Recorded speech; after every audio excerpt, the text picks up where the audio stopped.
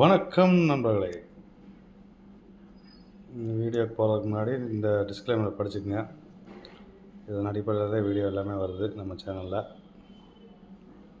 இப்போ நம்ம டியர் 1 மணிக்கான கெஸ்ஸிங் ஒன்று பார்க்கலாம். அதுக்கு முன்னாடி நம்ம புதுசாக ஒரு சேனல் வந்துருச்சு. அந்த சேனல் லாக் ஆனதுனால அந்த சேனலில் வந்துருக்குது. யூடியூப்பில் சர்ச் பண்ணிங்கன்னா வரும். வந்து புதுசாக வரவங்க அதில் வந்து ஜாயின் பண்ணிக்கிங்க. பழைய சேனல் இருக்கவங்க அதில் ஜாயின் பண்ணிக்கிங்க. அதே மாதிரி டெலகிராம் குரூப்போட லிங்க்கு வந்து ஃபஸ்ட்டு கமெண்டில் தரேன். அந்த குரூப்பில் வந்து ஜாயின் பண்ணிக்கிங்க. மற்றது அந்த குரூப்பில் மற்ற டீட்டெயில் அந்த குரூப்பில் வரும். சரி, 1 மணிக்கான கெஸ்ஸிங்கை பார்ப்போம். என்னதே பண்ணி வச்சுக்கான், என்னதே பண்ண போகிறேன் அப்படிங்கிறத பார்ப்போம். சரிங்களா? 1 மணிக்கு சிம்பிள் தான். சின்னதாக ஒரு விஷயம் சொல்கிறேன்.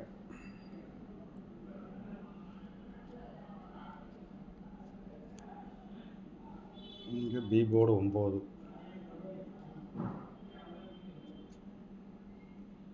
இங்கே பி போர்டு 9,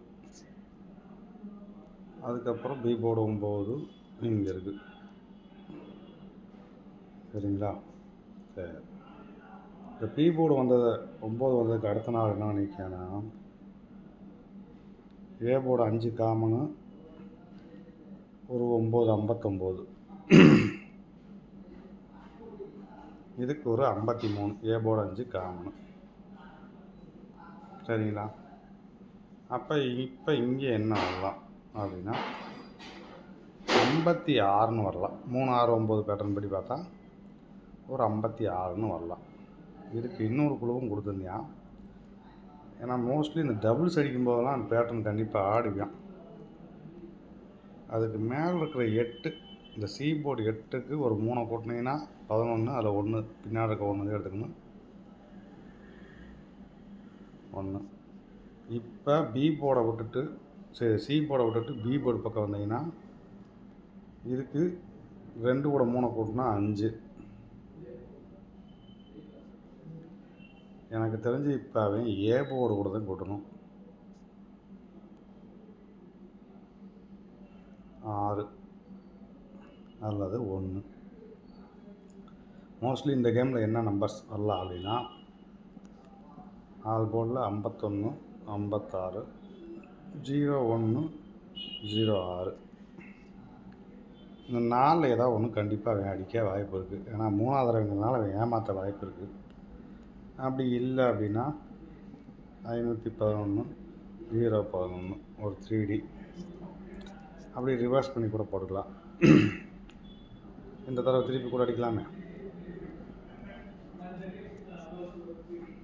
இப்படி வரலாம், வர வாய்ப்பு இருக்குது.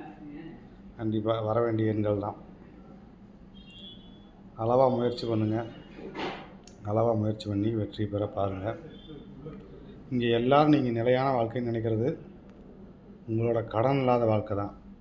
அதைத்தான் நான் நேரில் பார்த்தவங்களும் சரி, குரூப்பில் பேசுனவங்ககிட்டையும் சரி, எல்லார்ட்டையும் கேட்டது அதுதான். கடன் இல்லாமல் இருந்தால் போதும், கடன் இல்லாமல் இருந்தால் போதும். கேமில் டெய்லியுமே கேம் இருக்குது, அதனால் டெய்லியும் இருக்கிற எல்லா ஷோவும் விளாடணும்னு அவசியமே கிடையாது.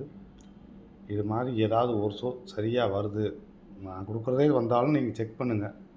செக் பண்ணி சரியாக வருதுங்கிற பட்சத்தில் மட்டும் தேர்ந்தெடுத்துக்குங்க. அதுதான் நல்லது. எல்லா கேமும் விளாடணும்னு பார்க்காதீங்க. ஓகே, நன்றி, வணக்கம்.